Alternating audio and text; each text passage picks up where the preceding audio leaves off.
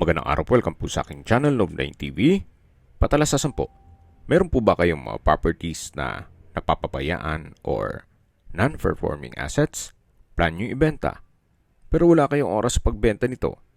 Kung ito'y pagkakatiwala nyo po sa amin, tawag lang po kayo sa aking numero, usap po tayo, gawin ko po ng video for free. Yes, libre po, wala po kayong babayaran.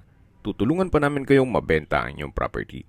Kami na po bala sa marketing, sa boosting or paid ads. Even sa tripping, hindi na po kayo mapapagod sa pag-entertain ng mga buyers. Kami na po bala sa lahat. Tawag lang po kayo. Nandito po tayo ngayon sa isang exclusive subdivision dito sa Tagaytay, kung saan kumpleto din po ang mga amenities gaya ng basketball court, tennis court, parks and playgrounds, swimming pool, at meron pong 24 hours security. Ito pong bagong video presentation natin ay isang brand new 3-story house and lot na fully furnished. May lot area po ito na 248 square meters at may floor area na 180 square meters. Meron po itong 4 bedrooms, 4 toilet and bath, may 3 balkonahe, may maid's room with toilet and bath, at meron pong 2 street access. Ito po yung nasa likod, na kung saan meron din pong stainless na steel gate. Then yung doon naman sa kabilang side ay yung main road. Yung unang parte po ng video, yun po ang harapan ng bahay. Bali po nasa likod po tayo ngayon. Tungkol naman po sa quality nitong pagkakonstruct, ito po'y owner's built. May pagbabago lang sa kanilang plano, kaya bebenta na lang po nila itong kanilang bahay. At meron din pong water reservoir na kakasya ang 1 kubo. Yan naman po'y in case lang ng water shortage. Although maayos naman po ang water supply ng subdivision. Napaganda po ng lokasyon nitong subdivision. Malapit po sa lahat ng mga business establishments at nasa mataas na lugar. Ang estimated elevation above sea level ay 2,034 feet. Napaganda po nito para sa inyong retirement. Gawa ng napakatahimik po ng lugar, sariwa ang hangin, at malamig po ang klima. Ito po yung garahe na diretso po yan hanggang dun sa likod. Dito po sa harapan ay meron pong garden set. Yan po yung pasad. Modern design na rin po ito at well-maintained. Kaya kung sakali mo na ma-acquire itong property, pwede nyo pong lipatan kaagad. Meron po itong mga corner windows hanggang 2nd floor. Then dun po sa 3rd floor ay meron din pong roof deck. So may ilang mga ornamental plants din po dito. Then may access gate papunta sa service area. Itong bakod ay stainless na rin po, pati main gate at secondary gate. Then dito po yung pedestrian gate. Ito po yung tinutukoy ko kanina na garahe at driveway. So tagusan po yan hanggang dun sa kabilang gate o street. Ito pong flooring ay Peebles design. Ito pong concrete walls ay meron ding disenyo. Then dito po sa garahe ay may polycarbonate na roofing. So ito po yung main door, kung saan ito'y naka-double solid wood door. Samahan niyo po ako, pasok po tayo. Welcome po dito sa bahay ni na Madam. Ito po yung living area. Malaking bagay po yung mga glass walls and windows. Nakakapaaliwalas po siya. Then napaganda po ng light fixtures dito sa ceiling. Then premium tiles ang ginamit dito sa flooring. Lahat pong kagamitan na makikita nyo ay kasama po yan. Then dito naman po ay may painting at may maliit na kwarto dito na may wooden shelves para sa mga pampaswerte at yung CCTV monitor. So mula po dito sa living area o salas. Matatanaw natin yung hagdan. Then yung corner windows. Ito po yung main door. Bago po tayo umakyat dyan, check po muna natin dito sa may access door papunta sa service area. Then may aluminum screen door na rin po siya. So yan po yung ornamental plants kanina na pinakita ko. Mapapansin nyo po dito sa service area, pati po itong concrete walls ay naka-tile flooring at meron pong polycarbonate na bubong. So yan po ulit yung living area. At matatanaw naman natin yung dining area. At meron pong customized glass window. Ito pong wooden dining set na may glass top ay kasama po yan. Napaganda din po nitong light fixtures. At mula po dito sa dining area, meron pong wooden frame na sliding glass door na enclosure po yan sa dining at kitchen. Ito naman po yung formal kitchen. Ito pong refrigerator ay kasama po yan.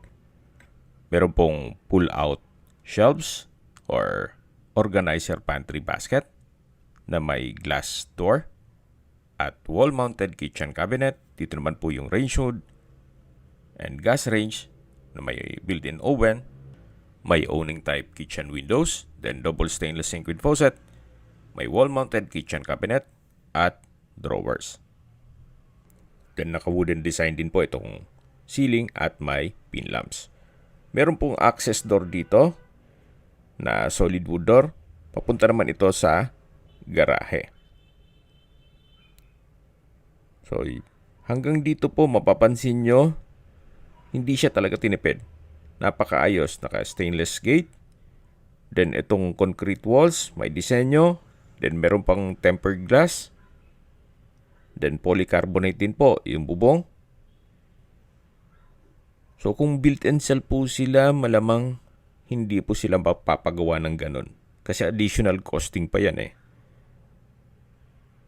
Gaya na nasabi ko, may pagbabago lang sa kanilang plano kaya bebenta na lang ito. So kung meron man po kayong PWD or senior citizen sa pamilya, ito naman po yung kwarto para sa kanila. Naka-solid wood door, sa spasyo, malaki. Then meron pong glass windows, may wooden bed frame and buttress, at bedside table na may drawer. Meron na rin pong brand new na split type aircon at light fixtures. Ito naman po yung wardrobe. Then napaganda po ng disenyo ng ceiling, wooden design with pin lamps, at dito naman po yung toilet and bath na naka-solid wood door. Pero po itong bathroom countertop, hand wash basin with stainless faucet, bathroom cabinet, naka-tile bathroom wall from floor to ceiling, meron pong bathroom window with blinds, a water closet with bidet, at shower enclosure. May towel holder, dalawa po yan, then 2-layer na bathroom shelf, at may hot shower set. So ito po yung toilet and bath dito sa first bedroom. Then hanggang dito po may bathroom window na nag-serve as natural sunlight. At tunghayan niyo po ulit itong first bedroom bago tayo lumabas. So sa spasyo, malaki po.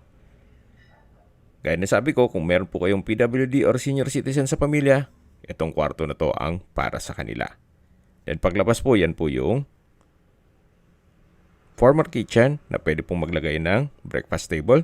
At ito naman po yung dining area na may glass walls at matatanaw yung driveway. Mula po dito sa dining, matatanaw natin yung living area o salas at nandito na po tayo sa stairs o hagdan. Then meron pong secret door dito na papunta naman sa understairs na powder room. Naka-solid wood door din po ito. At maayos din ang bathroom fixtures. May hand wash basin, water closet, at from floor to ceiling po ang tile bathroom wall. Meron din po itong vanity mirror at bathroom window. So, balik po ulit tayo dito. Yan po yung secret door. At yan yung dining area na nai-present ko na kanina. So, ito na po yung hagdan na kung saan ito yung naka wooden staircase, wooden handrail, at glass railing. Dito naman po ay may staircase window, then may light fixtures. Okay, samahan niyo po ako, akyat po tayo. So hanggang dito po ay naka wooden staircase din siya at nandito na po tayo sa second floor. Meron pong solid wood na console table with drawer. Ito po yung hallway. Okay, check po natin itong master bedroom with adjoining sitting room. May customized glass windows, drawer and dresser with vanity mirror, split type aircon, light fixtures, wooden design ng ceiling with pin lamps, then ceiling cove design, at meron pong access door na made of wooden frame and glass papunta dito sa may balkonahe. At mula po dito, tunghayin nyo po, napaganda ng tanawin. Yan po ang inyong magiging kapitbahay. Napakatahimik po ng lugar. At syempre, hindi mawawala ang malamig na klima dito sa Tagaytay. So, yan po yung polycarbonate na roofing. Sa baba po niyan yung service area. Balik po ulit tayo dito sa adjoining sitting room na parte po ito ng master bedroom. So, dito na po tayo sa mismong kwarto. Napakalaki po ng espasyo. Then, meron pong mga wardrobe. May bed frame and mattress. Wooden design itong flooring at ceiling. Then, may LED light fixtures. So, kompleto na rin po.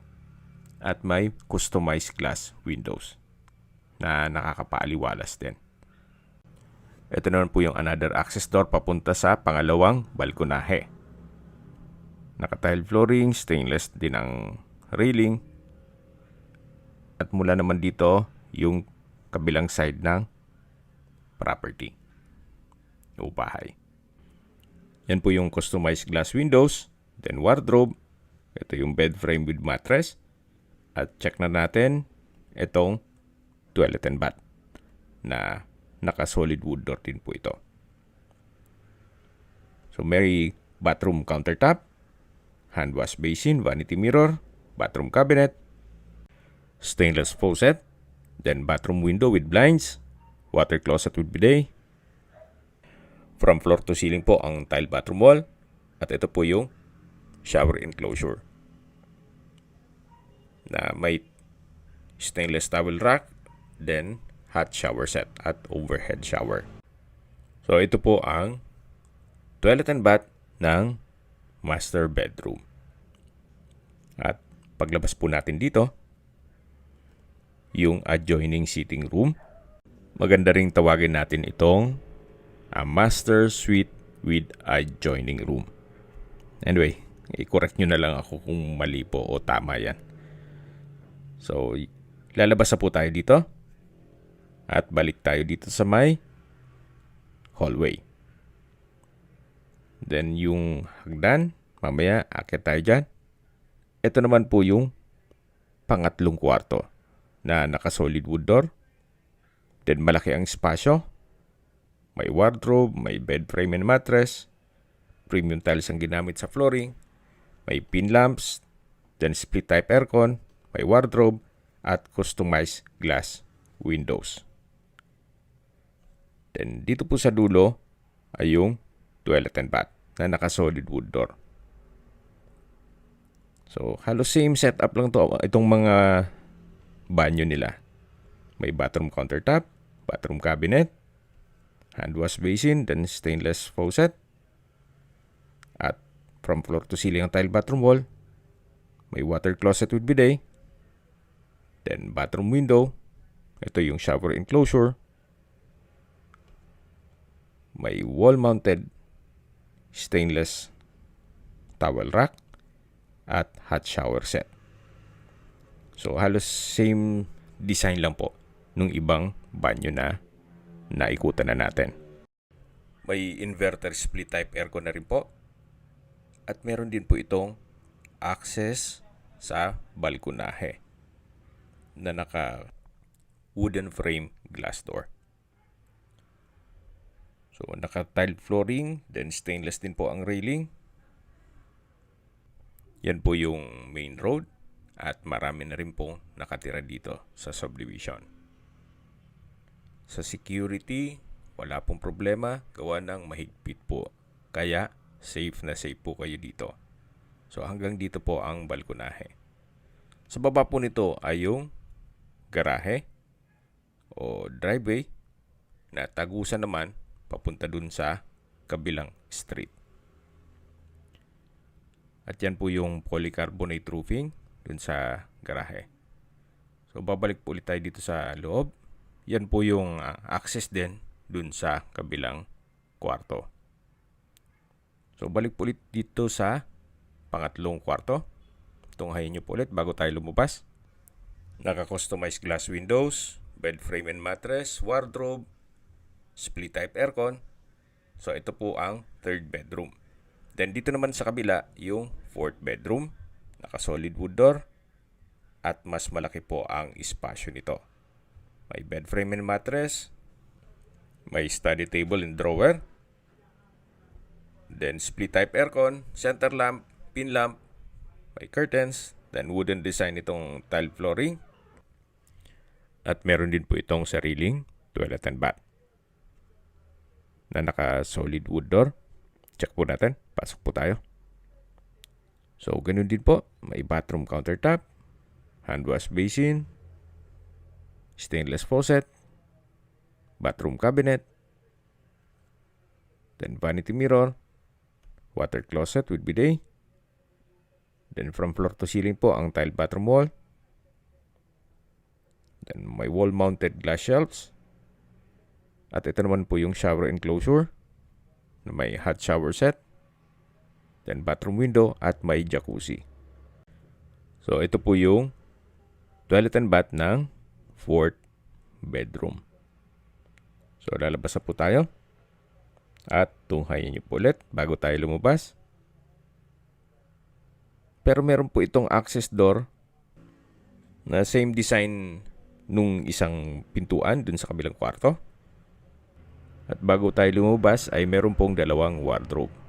So combination po ito ng wooden frame and glass door. So yan po yung kabilang kwarto. At umikot na tayo dito kanina. Yan po yung pangatlong kwarto. At babalik po tayo dito sa fourth bedroom o pang-apat na kwarto. Mas malaki po ito. Then may mga customized glass windows. At kompleto na rin po. So lalabas po tayo dito. Yan yung pangalang kwarto. Naikutan natin yan. Sa dulo yung master bedroom. Then dito naman po yung hagdan o stairs. Ganun din po, naka wooden staircase, wooden handrail at glass railing. Meron din pong staircase window na nag-serve as natural sunlight. So nandito na po tayo sa third floor. May mga customized glass windows din po. Maganda rin po itong gawing family room, entertainment room, or penthouse. Depende po sa magiging purpose nyo once na ma-acquire nitong property. Sa dulo po pwede pong lagyan ng divider para gawing kwarto. So meron din po itong access papunta dito sa roof deck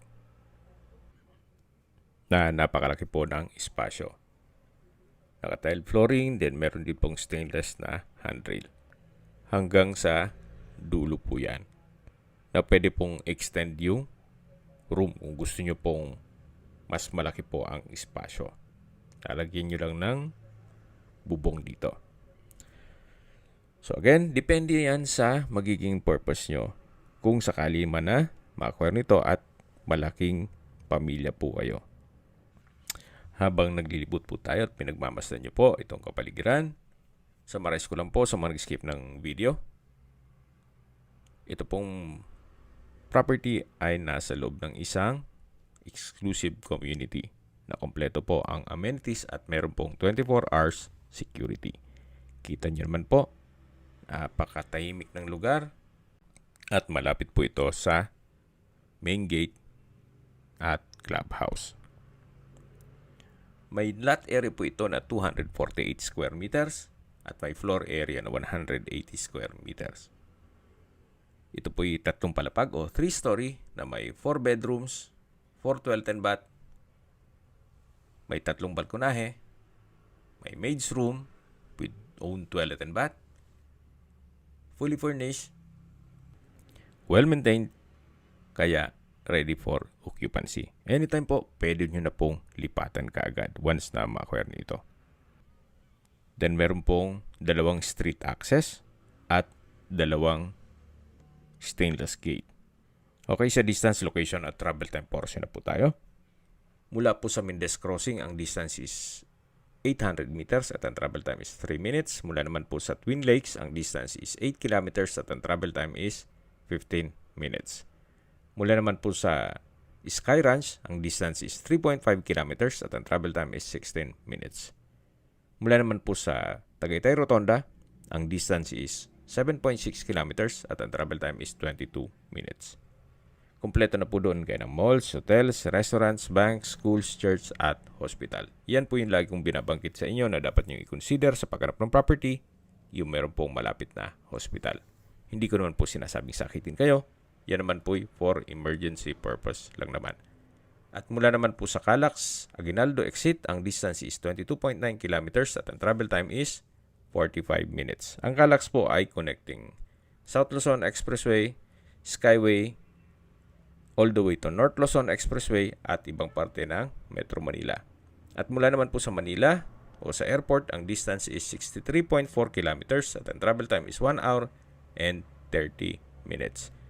Okay, nandito na po tayo sa kabilang side ng bahay. Yan po yung garahe. At yan po yung balkonahe ng mga kwarto. Meron pong mga brick stone design. Then concrete garden set. At stainless din po itong bakod. So yan po yung side ng kusina. At dito naman po ay may pathway. At yan po yung water reservoir. Just in case lang naman na magkaroon ng water shortage. Dito naman po ay may common toilet. Kung sakali man po na may bisita na pwedeng gumamit ng banyo. Okay, naikutan na po natin buong property. Pag-usapan na natin ang presyo nito. Binibenta po ito ni owner sa halagang 25 million pesos. Which is fair deal na rin. Maayos at quality ang pagkakonstruct at malaki po ang floor area. Hindi lang po doon, fully furnished at nasa loob ng isang exclusive community. Kaya po nang nasabi ko sa inyo kanina, ito po yung owner's built. Kaya hindi po tinipid. Kung may mga katanungan po kayo, tawag lang po kayo sa aking numero. At sa mga kababayan naman natin nasa ibang bansa, meron po akong Telegram. Sa mga iPhone user naman, may iMessage. Meron din pong Imo, Skype, Viber at WhatsApp. Same number lang po, 0917-316-3399. Sa mga nagtatanong naman po ng aming Facebook, meron po aming Facebook page na Nov9TV at Facebook Real Video. Meron din pong TikTok at Instagram. May ibang YouTube channel po kami na Nov9TV channel, Nov9TV Listings, Nov9TV On The Spot, at Nov9TV Updates. Sana po naibigyan nyo ang video presentation. Paki-like and subscribe na lang po sa aking channel para ma-update din po kayo sa aking future listings. Kung sakali po hanap nyo yung mas malaking sukat ng lupa, mayroon din po kami ibang listings na pwede nyong pagpilian. Huwag po kayo makatubiling tumawag sa amin, then let us know your budget para malaman namin kung anong property pwede namin i-alok sa inyo. Sa lahat pong viewer, subscriber at nagtiwala po sa amin, salamat po sa suporta. Ingat po kayo lagi at yung pamilya. Maraming salamat po.